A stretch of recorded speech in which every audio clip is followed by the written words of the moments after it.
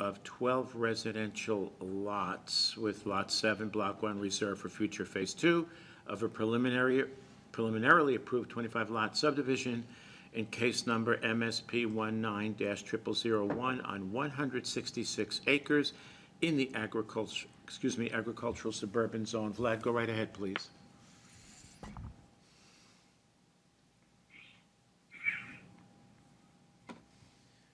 Good morning. For the record, Vlad Finkel with Kootenai County Community Development. I noticed that Commissioner Brooks has his laptop. I have uploaded a short PowerPoint presentation that shows the final plat of Phase 1. I'm not going to repeat what Chairman Filios had stated. The request is located at the intersection of McGuire Road and Highway 53, specifically on the south side of BNSF Railroad right-of-way. The applicant had originally proposed a phase plan. The phasing plan at the time of preliminary approval was not consistent with the minimum requirements of 10 lots in each specific phase. However, they have modified it to include 12 lots in this phase, and then the remaining phase will have 13 lots in what is proposed to be phase 1, lot 7, block 1. As part of the requirements, whenever shared infrastructure improvements are proposed, the applicant shall either construct those improvements or bond for them either with the county if they're going to be privately maintained or with the appropriate public agency if they're going to be dedicated to them. In this case, the water district improvements for the distribution line and the extension of the water main along Hayden Avenue has been constructed and has been confirmed with the water district. However, the road improvements, including construction of road and asphalt and chip sealing, has yet to be completed. In discussion with the applicant and in confirmation with the highway district official, we were advised that it's near completion. In fact, when I did visit the site last week, it was nearly completed. I think they had only asphalt remaining to do. However, the highway district official said they're not opposed to them moving forward with the final approval and Mylar process because they won't sign the Mylars unless they can confirm that that's been done or a appropriate bond has been posted. That said, I just wanted to disclose that information in case you have any questions from the public. But we do not oppose them moving forward in the Mylar process. The remaining conditions have been addressed and are compliant at this time. We hereby request that you move forward with the approval of the final plat for Phase 1 of this request. Thank you. Any questions for Vlad? No. None? Sure. Not a specific one on this project, but when things like this come up, I assume if there's something that's not exactly, just like this thing about the highway, you would tell us about that. And you do. We actually wouldn't even bring it to you. Oh, well, why not? We wouldn't get that far. Okay. His job is to make sure it's ready to bring to you and be signed today. Okay. Fair Okay. enough. I just want that clear because, I asked somebody about something like that once in the elections department, and they said, I was told not to talk about that. The easy way to think about plats is we don't bring them to you until they're final plat, until they're ready to roll. Okay. And I trust Vlad.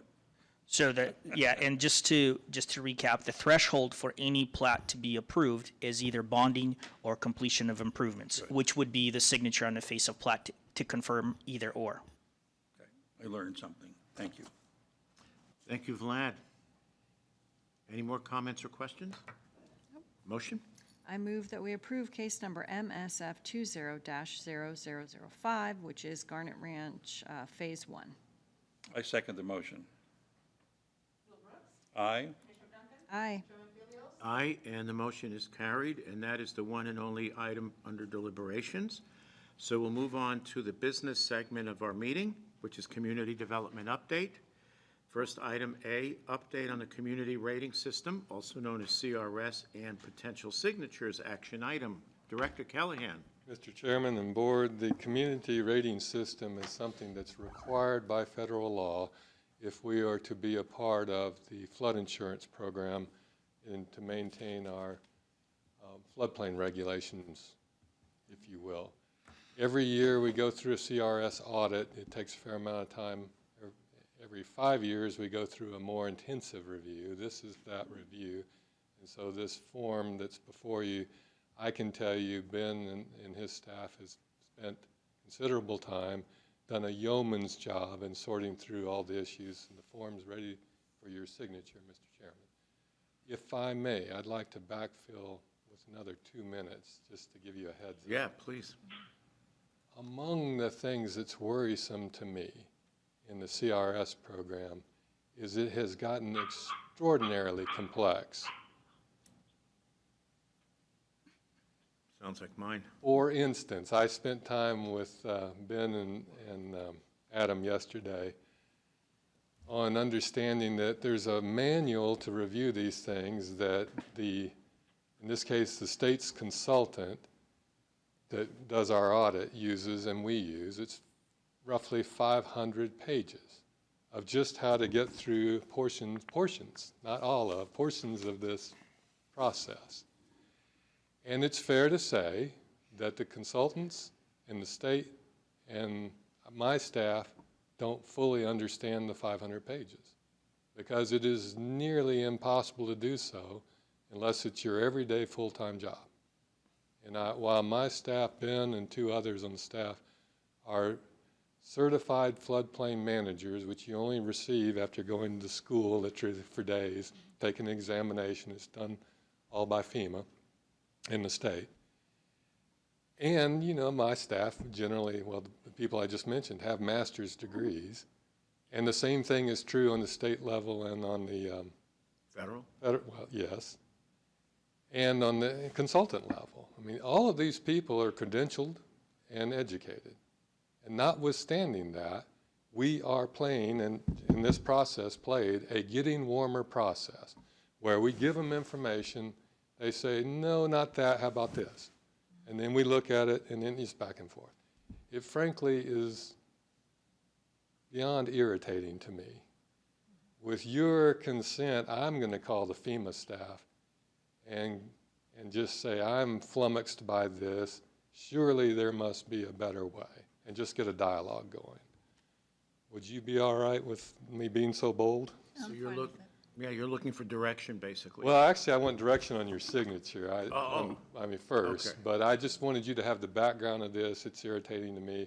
If you're comfortable with it, I'd like that sort of authorization, because surely things can work better than what we're doing right now. You're okay, Leslie? Bill? Do it. Thank you. All right. And are you all right with signing the form? Do we need a motion, or we? That would be nice Yeah, for we this probably case. Okay. So I move that we sign or execute the community rating system form. I second the motion. Aye. Aye. Aye, and the motion is carried.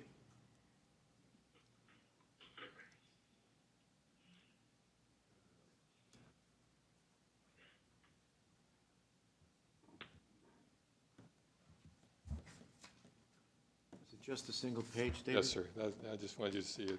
Okay. There's more than one page that goes to Yeah, I can see that. Okay. Second item on our business segment, a discussion of the impacts of vacation rental units, discussion item, which is interesting because did you guys get the same email that I did? Somebody wrote me regarding vacation rental units. I'm not surprised. Okay, but go ahead. It comes up periodically. I believe it was roughly 3 years ago, before the current board, when there was grave concern by one particular neighborhood. There was one particular Airbnb that was bringing in people on a daily basis. The neighborhood was upset. For a couple of months, Pat and I looked into actually working up regulations on the county level that would address these things. We had a draft ready to go. And then the then board decided that they weren't willing to go there. That they'd rather just let this be part of the expected use of residential property. And that's entirely a local decision. And so while we've had concerns over time, I can tell you I haven't had as nearly the calls that I did have 3 years ago. Only recently I've had a few, and just within the last 2 weeks, it was Carla Littlefield contacted me and was gravely concerned that her next door neighbor's doing this, and was frankly, in my words, appalled that we don't have regulations to address these things. And she wanted me to do something. So I said to Carla, well, the best I can do is get it in front of the current board and see what their thinking is, and we can go from there. I can also share with you that the state legislature picked up this issue some year or so ago and decided that on a state level, now it is the case that no municipality, county or city, can prohibit these uses. We can regulate them if our regulations are time, place, and manner like any other zoning regulation. So that's the background. Carla really just wants you to know about her concern. In this case, it's Rockford Bay, I believe. And I don't really have a horse in this race, if you'll pardon the old Southern metaphor. Is there Your call. is there a problem with the neighboring property? Are there nuisances? I mean, Well, the nuisance concern that Carla has is there are people going in and out, and they raise dust, traffic noise, trash, all the usual concerns when you have regular, constant people coming in and out that don't actually live there. They're renting. The previous board decided that's just part of a residential use, and that's a local discretionary call. Do we know if they're breaking any other laws that are on the books? I mean, is I this don't an know. issue for KCSO? I have Carla's number. I'll call back and say, have you called the sheriff's office? If she did that, I forgot, frankly. I did mention to her she could call in today. I thought she was going to be one of your calls that you had Right. here, but I don't think. Is Carla on the line? It's not. So anyway, I can get back with her. I can dialogue and find Yeah, out if see she what talked happens. with sheriff's office. But at the moment, the sheriff has limited ability to do anything unless there's trespass or Right. trash or what have you. so when you call her, you can ask. Yes. I mean, the sheer fact that there are people going in and out is probably not sufficient for us to take any action, and especially given the state's directive, I mean. Again, it's your call, not mine, but my sense of this concern is it's significantly less than the case that caused us to do the work before, where we had a dozen people really upset, calling me regularly and wanting to know when we were going to do something. Here I have one person, no other neighbors, and Okay, talk to her. thank you. I'm done. You're done. Gee, we didn't call for it, but public comment? None? 9:16, meeting adjourned. Thank you.